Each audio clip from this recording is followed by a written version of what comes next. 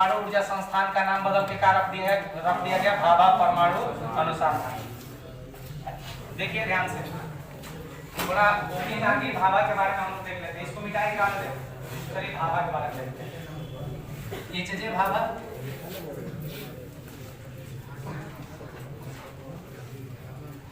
आप लोग को पता है कि 11 जनवरी 1966 में किसकी मृत्यु हुई? किसी को पता है? लाल बहादुर शास्त्री का नाम सुने हैं?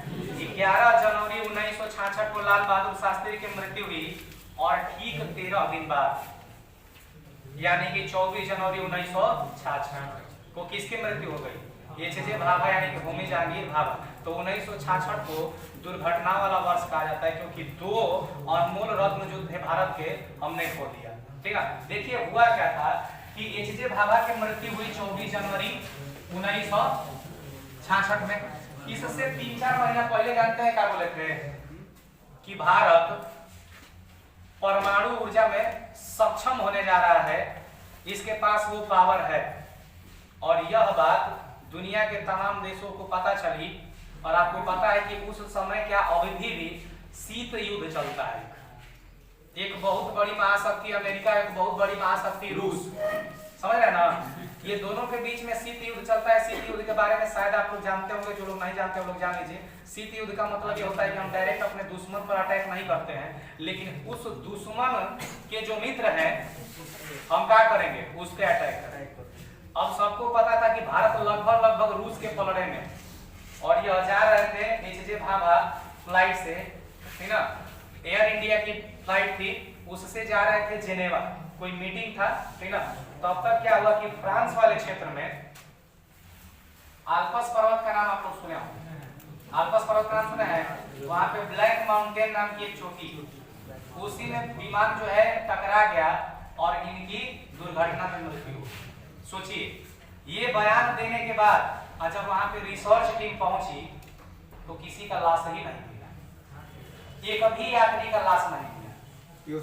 हालांकि 50 से अधिक लोग थे, इनका भी लाश नहीं मिला वहां पर। ध्यान से सुनिएगा, केवल हाथ मिला और हाथ ला के कह रहे हैं कि ये देखिए कौन है? एचजे भाभा। जब इस पे रिसर्च किया गया तब पता चला कि कहीं ना कहीं इस पर साजिश है। जब वहां पे मीडिया वाले लोग पहुंचे, रिसर्च चला तो पता चला कि जो फ्लाइट है उसमें एक 1960 लिख के कोई पार्ट है, 1960 कोई एक पार्ट मिला, उस पर लिखा था 1960, और वो एयर इंडिया जो थी, जो जिस फ्लाइट से वो जा रहे थे, उस फ्लाइट के चलने का जो वर्ष था वो था 1961। 1961 से यह सेवा प्रारंभ की गई थी। अब बताइए, उसमें एक ऐसा पार्ट मिला जिस पर क्या लिखा था? 1960। लोगों का दिमाग एकदम समझ गया, करे भैया रहना तो चाहिए 1961 के बाद का, और मिल रहा है बहुत पहले का, मतलब कुछ ना कुछ बात है। लेकिन फ्रांस सरकार द्वारा इस मामले को दबा दिया गया, ठीक ना। उसके बाद से क्या हुआ कि फिर से एक कोई रैसे नाम के कोई व्यक्ति हैं, उनको यह बात नहीं बची, वो बहुत ज्यादा उत्सुक थे इस दुर्घटना के बारे में जानने के लिए। अपना हेलीकॉप्टर लेके फ्रांस के उस क्षेत्र में पहुंचे जहां से यह दुर्घटना स्थल 4 किलोमीटर दूर था। वहां पे जाके जब पता किए तो देखिए फ्लाइट में एक ब्लैक बैग होता है, ठीक ना, वो भी नहीं मिला किसी को, क्योंकि वो सरकार खुद ही दबाना चाहती थी। ये पूरा ना एक ग्लेशियर में दब चुका था, फ्लाइट का जो भी पार्ट था इधर बिखर गया था। ये गए ना तब तक उस टाइम ग्लेशियर पिघल रहा था और नीचे पूरा सामान चलाया था पिघल के उसके साथ में। इनको मिल गया इंजन। उसके बाद से उसमें कुछ ऐसे पार्ट मिले जो फाइटर जेट के थे। सोचिए, तो उन्होंने अनुमान लगाया कि कहीं ना कहीं इस फ्लाइट को फाइटर जेट से मारा गया, ये किसी पर्वत पे टकराई नहीं। तो वो पता चला कि हो ना हो इसके पीछे कोई ना कोई साजिश है। और एक भारतीय वैज्ञानिक जो कि यह बयान दे कि हम लोग परमाणु संपन्न हो सकते हैं या फिर हो, मेहनत करेंगे तो हो जाएंगे या फिर होने वाले हैं, कोई भी बड़ा महाशक्ति देश बर्दाश्त नहीं करेगा। उसी के तहत, साजिश के तहत इनको मार दिया गया। और उसके बाद से कई को रिसर्च हुआ, लेकिन उसको दबाने का पूरा प्रयास किया गया।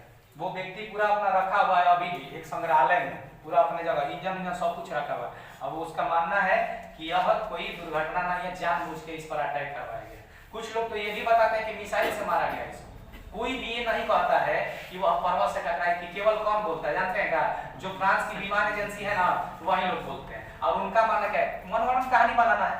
मनगढ़ंत कहानी बना दे कि जो पायलट था उसको पता नहीं था कि प्लेन खराब है और वो उड़ा के लेके चला गया, और उसके बाद से उसका कंट्रोल मतलब कि जो डायरेक्शन बताता है ना, उसका डायरेक्शन नहीं बता रहा था। उसके बाद से हम लोग रडार पे उसका लोकेशन भेजे कि भाई देखो तुम इस जगह पर हो और इस डायरेक्शन में जाना है, और तुरंत 2 मिनट बाद फोन आया कि वो क्रैश हो चुका है, मतलब ऐसी सूचना मिली रडार में। अब सोचिए जब फोन किया गया उस एजेंसी के द्वारा काल में, तो उस टाइम ब्लैक माउंटेन से लगभग 3000 फुट ऊपर उड़ रही थी प्लेन।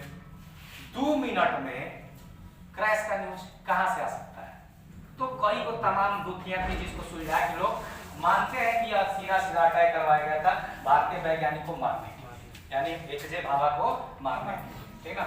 तो बस ये बात आपको याद रखिएगा, इनके मृत्यु हुई थी 24 जनवरी 1966 को, और इनके नाम से परमाणु ऊर्जा संस्थान का नाम बदल के रख देगा भाभा परमाणु अनुसंधान, ठीक है ना। चलिए आगे